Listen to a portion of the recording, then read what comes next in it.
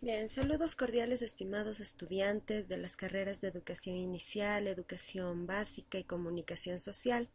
Bienvenidos a este video de refuerzo previo a sus exámenes finales. En esta ocasión vamos a comentar algunos aspectos importantes sobre la comunicación en el ámbito académico. ¿Sí?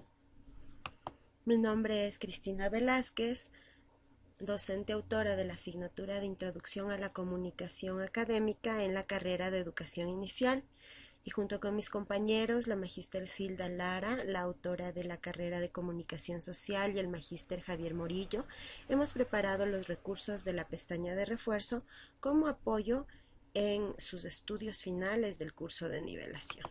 ¿Sí? Entonces vamos a empezar definiendo en esta clase qué es la comunicación. Tenemos aquí que según la RAE, la comunicación es el proceso mediante el cual un mensaje es transmitido por parte de un emisor y recibido por un receptor utilizando algún canal. En este proceso, el emisor elige un código común con el receptor para que éste comprenda el significado del mensaje.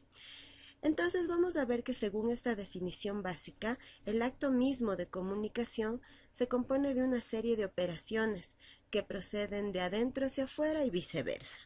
¿Sí? Por un lado, el emisor o remitente del mensaje establece un contenido que quiere comunicar y busca expresarlo de la mejor forma posible, cumpliendo así una obra, una especie de decodificación.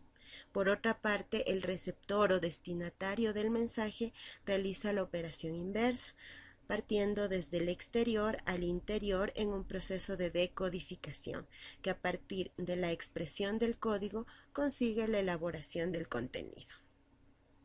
Bien, centrándonos en el tema, vamos a ver qué es la comunicación, qué es comunicar desde la academia. Entonces, la comunicación académica puede definirse como un acto mediante el cual se transmite o se difunde un discurso, como en la comunicación en general, pero en esta forma de comunicarse desde la academia va a difundirse conocimiento, ¿sí? Va a difundirse conocimiento mediante una serie de normas, como el diseño, la estructura, la elaboración, la presentación de estos contenidos, ya sean de forma oral o escrita. Este mismo acto de comunicación que estamos manteniendo en este momento, de comunicación asincrónica a través de este video, es un acto de comunicación académica. ¿Sí?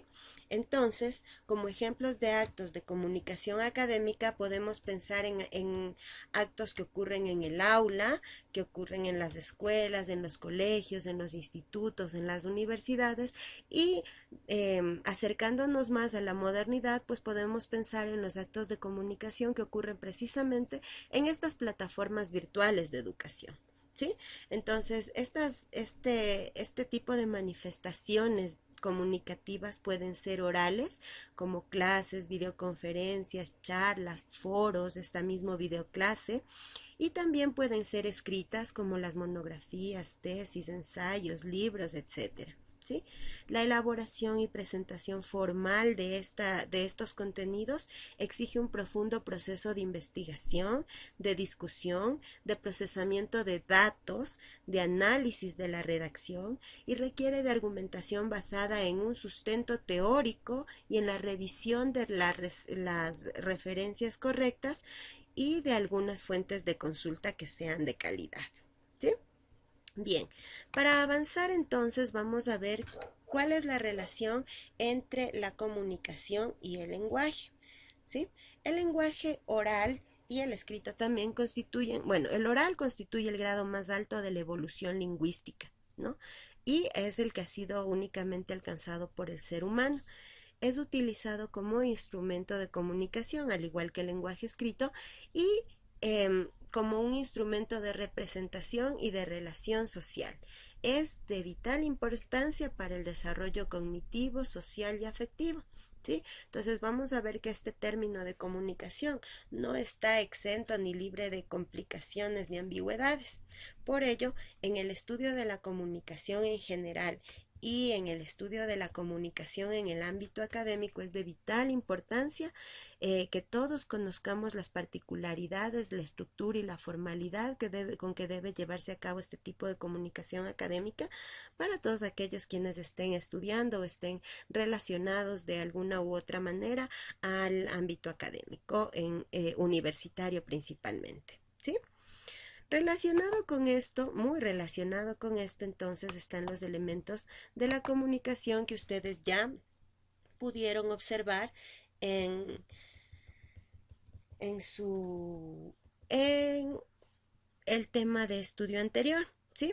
Entonces vamos a observar aquí que tenemos los elementos de la comunicación y tenemos que el emisor, bueno, recordando lo que leyeron en la guía, que el emisor envía un mensaje al destinatario para que este mensaje sea efectivo requiere un contexto, ¿sí?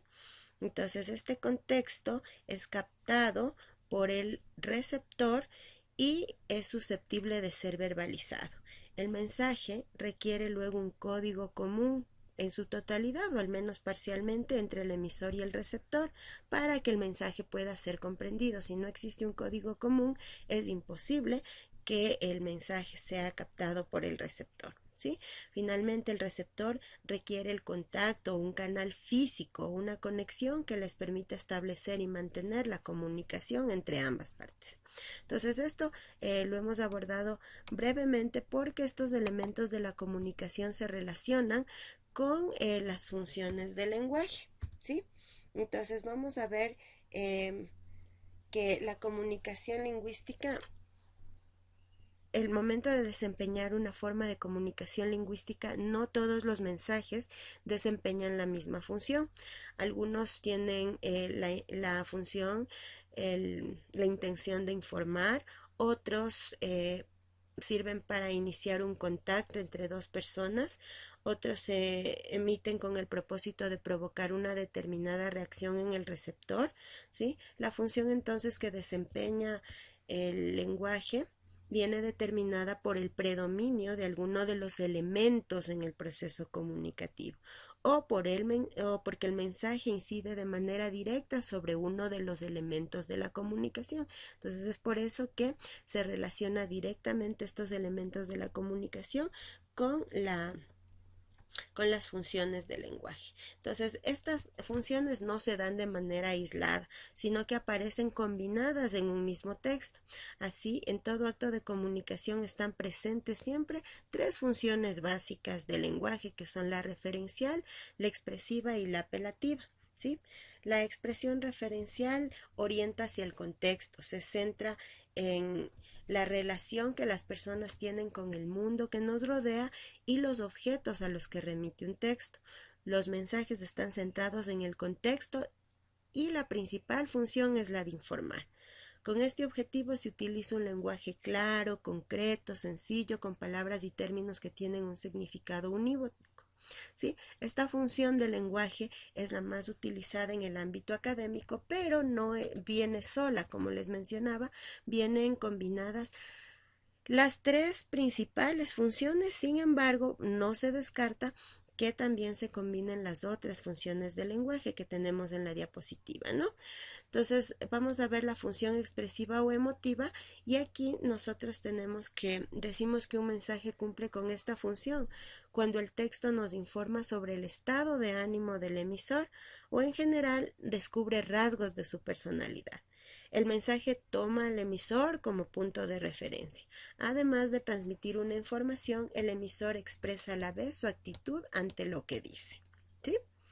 Y la función conativa y apelativa, tenemos que en esta función se destaca el receptor, de quien el emisor desea conseguir algo, influirlo, aconsejarlo o moverlo a actuar de alguna manera, ¿sí?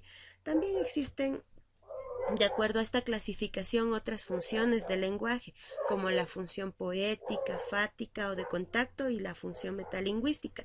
Pero en esta nivelación nos hemos centrado en estas tres funciones que les comenté. Sin embargo, en la diapositiva y en su texto guía de la unidad 1 se encuentran explicadas todas las funciones, estas 6 funciones del lenguaje, ¿sí? Recuerda que usted debe ampliar su estudio en la guía didáctica de la unidad 1.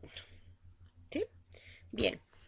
Finalmente, indicarles que ustedes tienen estas actividades planteadas en la pestaña de refuerzo, pero son solo un repaso. Usted debe estudiar en general todo el material disponible en la plataforma para esta asignatura. Debe revisar todos los temas, ¿sí?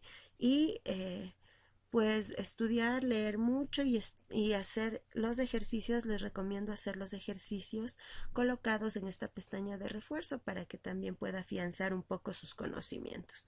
Les deseamos desde el equipo de docentes autores y desde cada uno de sus tutores también éxito en sus exámenes y pues mucha suerte también para que puedan cumplir con éxito esta etapa. Muchas gracias por su atención y ya nos veremos en los siguientes videos con los temas posteriores. Hasta pronto.